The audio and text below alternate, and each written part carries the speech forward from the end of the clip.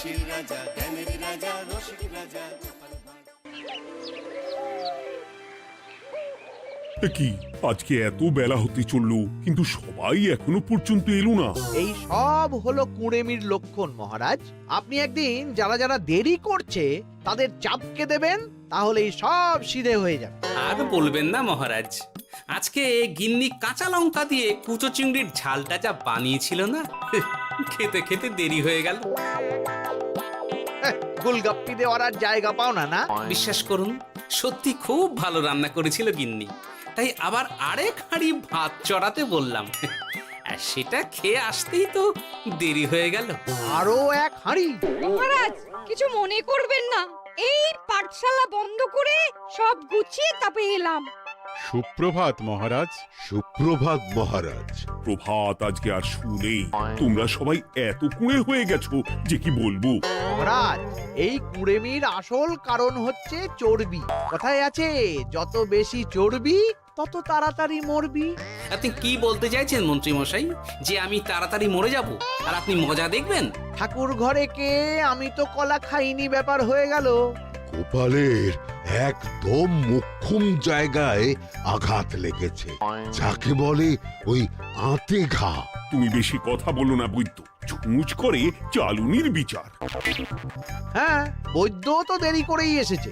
আমার মনে হয় প্রত্যেককে এমন ভাবে প্রশিক্ষণ দেওয়া দরকার যাতে তারা একটু চনমনে হয়ে ওঠে। হ্যাঁ মহারাজ, তাহলে আগামীকাল থেকেই শুরু হোক ব্যায়াম আর অস্ত্র শিক্ষা। হ্যাঁ, কুঁড়ে থাকলে রাজ্যের কোনো বিপদ আপদেই সভাসদেরা কাজে আসবে না। ঠিক বলেছেন মহারাজ। তাহলে আর দেরি কেন, চলো সবাই এখনই আমরা মাঠে যাই। এই তো মহারাজ ভরপেট খেয়ে এলাম, এখনই মাঠে? ওসব অজুহাত দিয়ে লাভ নেই, চলো চলো চলো।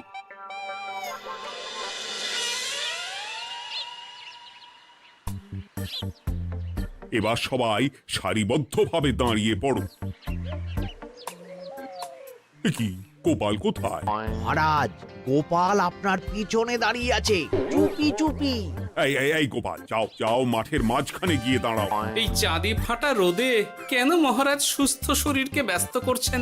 এইসব বাজে কথা শুনতে চাই না। শুয়ে বসে থেকে শরীরের কি অবস্থা করেছো?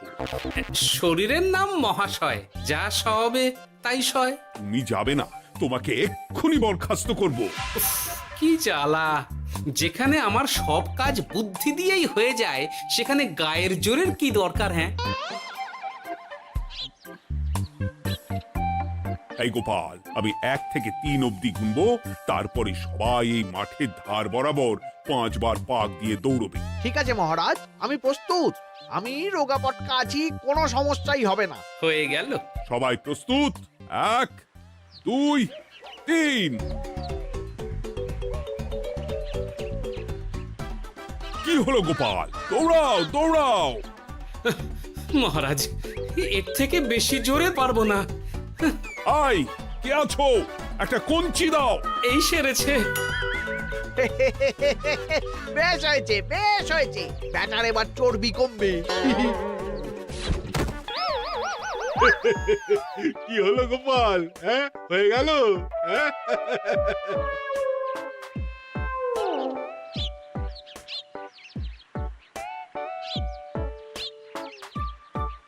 এই গুলটে, উঠি, আমাদের দাদু উল্টে গেছে।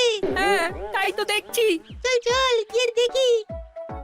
উফ, চেহারার কি অবস্থা বানিয়েছো গোপাল, হ্যাঁ? এতটুকু দৌড়তে গেলেই চিটপটাং।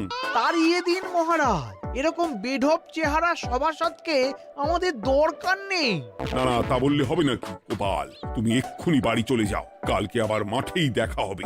এই দাদু, বাড়ি চলো। ওরে বাবারে!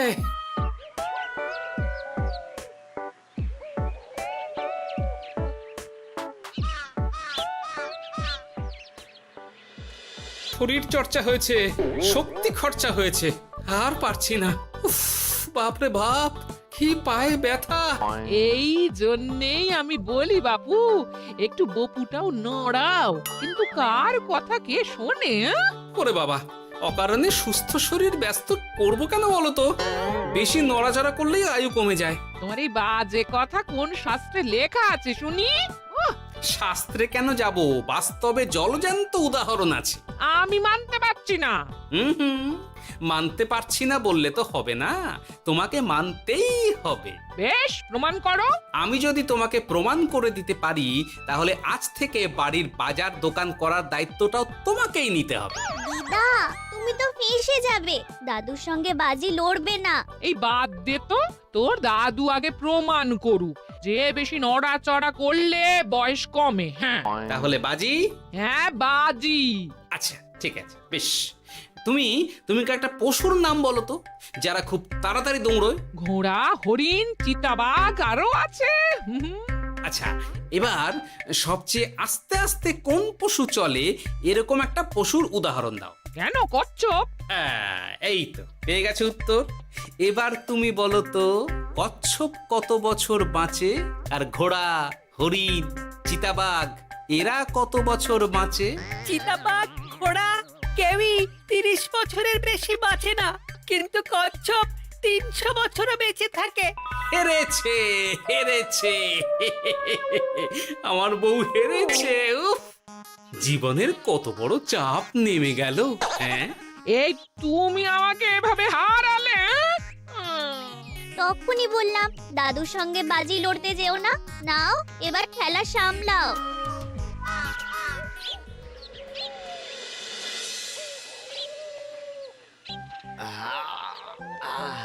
আরো ভালো করে মালিশ কর। আজকে ছোটাছুটি করে পা দুটো বেশ ব্যথা ব্যথা করছে। কালকে তো আবার অন্য পরীক্ষা। আরে আমার হালকা চেহারা আছে, সব সামলে নেব। কালকে তো অস্ত্র চালনা হবে, কালকে আমি কাঁপিয়ে দেব। কাঁপাতে তো হবেই মন্ত্রী মশাই। আমরা আপনার শরীরে এমন ঘষা মাজা করে দেব না, মনে হবে আপনি না একটা জলযন্ত্র অস্ত্র চালনা করতে যাচ্ছে। বাস এই তো চাই। বাবারি, আস্তে আস্তে। আরে বাবা, আপনার তো ইস্পাতের শরীর, ভাঙবে তবু মচকাবে না। চিন্তা করছেন কেন? ভয় পাবেন না, ভয়কে জয় করতে হবে। আরে আরে আরে, তোরা আমার কথাটার সাথে করছিসটা কি? মানুষটা মরে যাবে তো। চিন্তা করো না গিন্নি। বাবা, ওরা বলেছে আমার ইস্পাতের শরীর, ভাঙবে তবু মচকাবে না। একবার এই বুড়ো বয়সে হাত পা ভাঙলে কি সামলাবে শুনি? মন্ত্রী মশাই, আমাদের বকশিসটা দিয়ে দিন, আমরা কেটে পড়ি। বাবারে বাবা, দিচ্ছি, এনে। এত খাটানোর পরে এতেই এখন খুশি থাক। হ্যাঁ,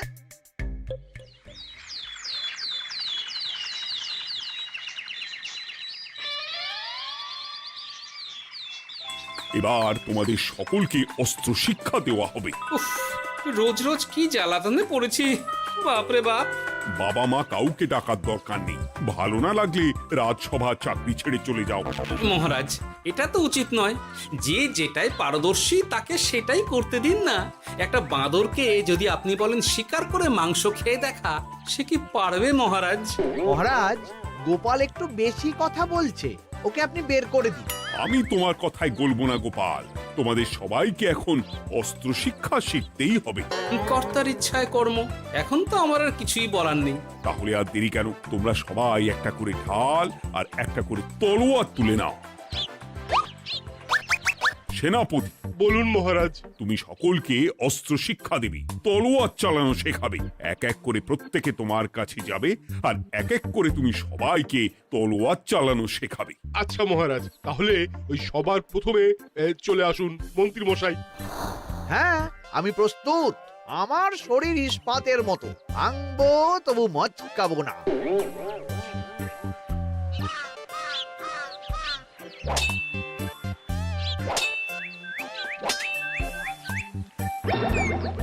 কি কেমন দিলাম?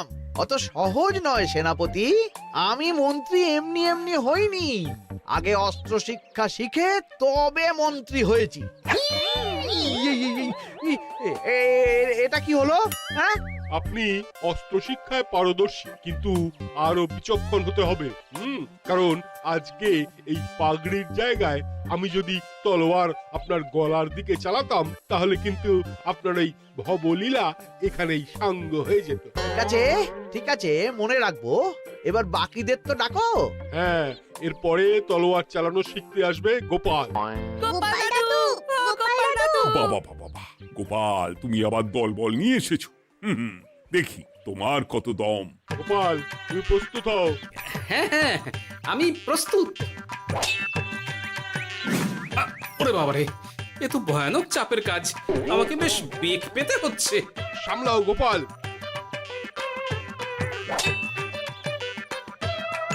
না, আমাকে অন্য রাস্তা দেখতে হবে।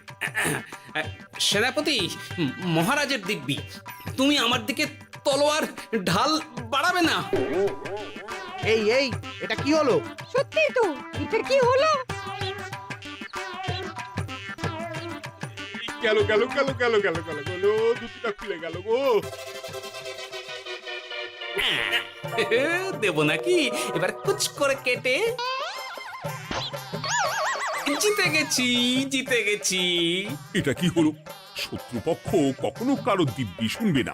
আর সেনাপতি, তুমি কি ওখানে দাঁড়িয়ে দাঁড়িয়ে মজা দেখছো? আমি কি করব মহারাজ, গোপাল যে আপনার দিব্যি দিয়ে দিল। গোপাল বেটা খুব চালাক। তাহলে এখন উপায়? ওসব গোপাল তোমাকে বোকা বানাবার জন্য করেছে। তুমি ধুতি ঠিক করে আবার লড়াই চালিয়ে যাও। যথাজ্ঞা মহারাজ।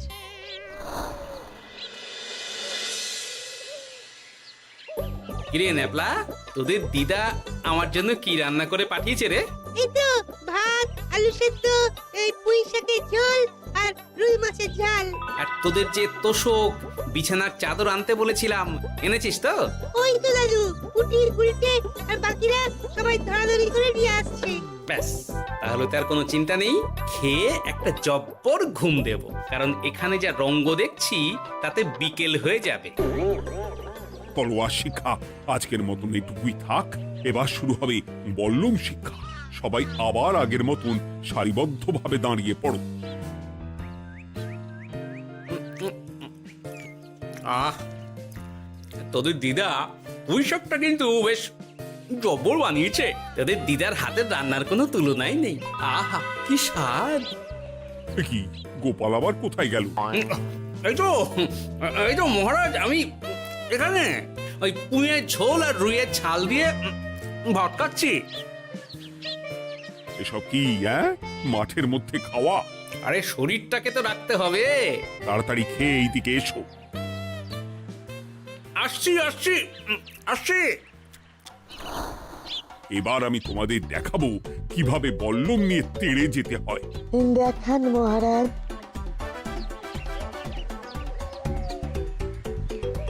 এ তো খুবই সোজা মহারাজ। ঠিক আছে, তাহলে বল্লম নিয়ে তেড়ে যাও দেখি। দিন, আপনার হাতের বল্লমটাই দিন।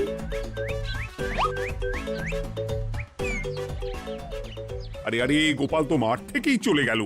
আমি ডেকে আনছি মহারাজ। আরে আরে, ও গোপাল, গোপাল, মহারাজ ডাকছেন। থামো থামো। মহারাজ বলেছেন বল্লম নিয়ে তেড়ে যেতে, তেড়ে গিয়ে আবার ফিরে আসতে তো উনি বলেননি। আরে, এ তো মহা মুশকিল। উনি এক্ষুনি তোমাকে মাঠে ফিরতে বললেন। সেটা আপনাকে বলতে পারে সেনাপতি, আমাকে তো বলেনি। আমি চললাম।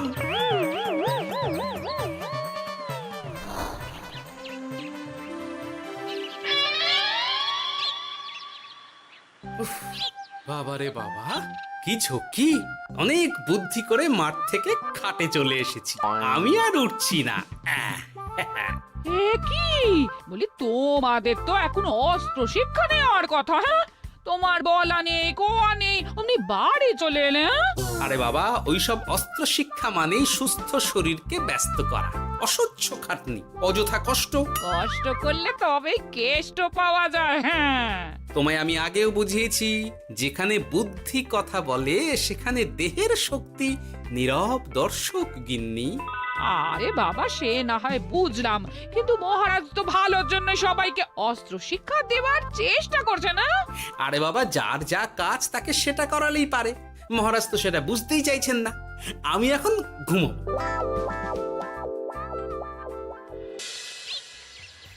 দরজা খোলো গোপাল, দরজা খোলো।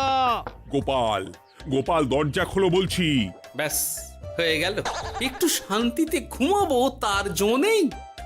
দরজা খোলো গোপাল। বলুন মহারাজ। তুমি কি পেয়েছোটা কি গোপাল?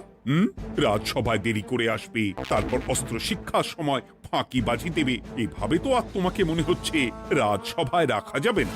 মহারাজ, গোপাল তো মুখের কথার লোক নয়, ওকে তাড়িয়ে দিই। কেন মহারাজ?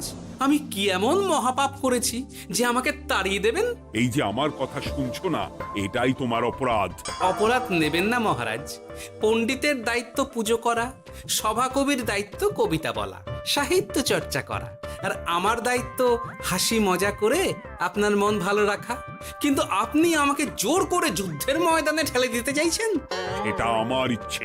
আমিও তো মহারাজ ইচ্ছে করলেই অনেক কিছু করতে পারি। চোখ বন্ধ করে লক্ষ্য ভেদ করতে পারি, শুধু বুদ্ধি দিয়ে। আরে বাহ, এত বড় কথা!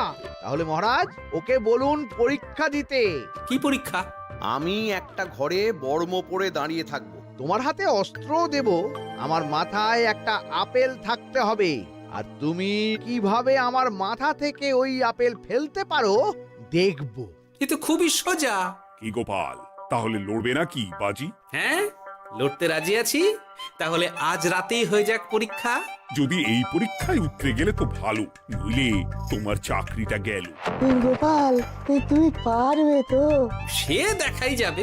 আজ রাতে তাহলে রাজবাড়িতে দেখা হচ্ছে। যদি আমি এই পরীক্ষায় বিফল হই, তাহলে আমার চাকরি আপনি কেড়ে নেবেন, আর যদি সফল হই তাহলে মন্ত্রী মশাইকে শাস্তি দেবেন। আমি নিজে সারা কৃষ্ণনগরে নাক্ষত দেব। বেশ, দেখা যাক।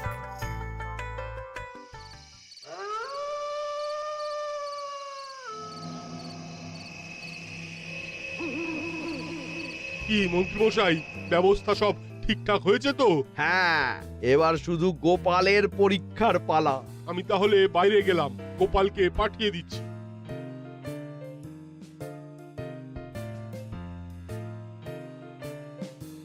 এবার যাও গোপাল, ঘরের ভিতরে যাও, দেখি তুমি কি করে মন্ত্রীর মাথা থেকে আপেল ফেলতে পারো। আপনি তো শুধু আমার চোখ ঢেকেছেন, আমার নাক মুখ কানও ঢেকে দিন, যাতে ঘ্রাণেন্দ্রিয় শ্রবণেন্দ্রিয়েরও সাহায্য না নিতে পারি। বেশ, তাহলে তাই হোক। আয়, কে আছো? গোপালের মুখ নাক আর কান ঢাকো। যথা আজ্ঞা মহারাজ। একটু একটু মোটা কাপড় দিয়ে নাক মুখ ঢাকো, হ্যাঁ, যাতে সেভাবে আপেলের গন্ধ না পাই। বেশ বেশ।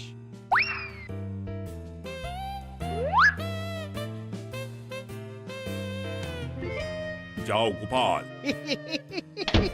গোপাল, এবার তোমার চাকরি গেল। এবার তুমি কি করবে? কি করবে? দৌড় ঝাঁপে ফাঁকিবাজি? হ্যাঁ?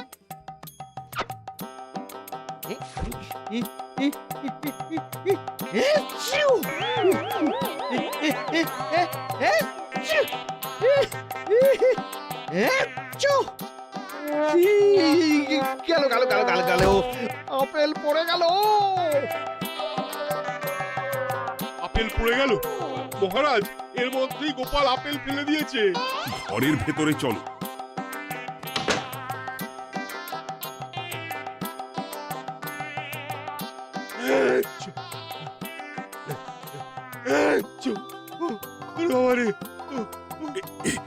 কি ওরে বাবারে বাবা, কি ঝাঁজ! ওরে বাবারে বাবা। কি মহারাজ, দেখলেন তো গোপালের চমক? অস্ত্র ছাড়াই আপেল ফেলে দিলাম। কি, এটা তো তুমি নীতি বিরুদ্ধ কাজ করেছো। সারা ঘরে নস্যি ছড়িয়ে দিয়েছো। মহারাজ, হাঁটতে গিয়ে আপেল পড়ে গেছে। এবার সারা কৃষ্ণনগরে নাক্ষত দিতে হবে। সত্যি সত্যি গোপাল, বুদ্ধি তো তোমার জুড়ি মেলা আভার। আমার নাম গোপাল ভাঁড়। একটা কথা মনে রাখবেন, কেউটে সাপের লেজে পা দেবেন না, আর গোপালের কাজে বাধা দেবেন না। যে কাজ বুদ্ধি দিয়ে করা যায় তার কাছে শক্তি ছোট্ট শিশু মাত্র। সত্যি গোপাল, আজ তুমি সেটাই প্রমাণ করে দিলে। আর আজ থেকে তোমাকে তোমার ইচ্ছার বিরুদ্ধে খাটাবো না। তুমি খাও দাও ভুড়ি বানাও। যার যা কাজ সে তাই করবে। যেমন এখন মন্ত্রী মশাই নাক্ষত দেবেন। হ্যাঁ, ভুল করে বাজি ধরে ফেলেছি, এখন নিজেই চাপে পড়ে গেলাম। তাহলে আর দেরি কেন? নাক্ষত এখন থেকেই শুরু হোক। কৃষ্ণনগরের রাস্তা শেষ হতে হতে সকাল হয়ে যাবে।